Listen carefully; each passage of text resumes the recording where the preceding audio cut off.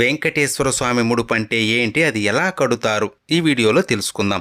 పిలిస్తే పలికే కలియుగ దైవం, కోట్లాది భక్తులకు ఇలవేల్పు, ఆపద మృక్కులవాడు, అనాథ రక్షకుడు, కొలిచిన వారికి కొంగు బంగారమైన ఆ శ్రీనివాసుడే కష్టాన్ని కడతీర్చే దైవం అని భావించి స్వామివారికి తమ కోరికలు చెప్పుకొని ముడుపు కడతారు. స్వామివారికి ముడుపు శనివారం ఉదయం దీపారాధన చేసి ముందుగా వినాయకుడికి మీ కోరిక చెప్పి స్వామికి ముడుపు కడుతున్నాను, సంకల్పం నెరవేరాలి అని కోరుకుని ఒక తెల్లని బట్టకి పసుపు తడిపి ఆరబెట్టి బట్టకి 4 వైపులా కుంకుమ పెట్టి అందులో 11 రూపాయలు లేదా స్థాయిని బట్టి కొంత డబ్బును స్వామిని స్మరించుకుంటూ పెట్టి మీరు ఎందుకు ముడుపు కడుతున్నారో మనస్ఫూర్తిగా భక్తిగా స్వామికి చెప్పుకొని డబ్బు పెట్టిన పసుపు బట్టకి 3 ముడులు వేసి స్వామి ఫోటో లేదా ప్రతి ముందు పెట్టాలి.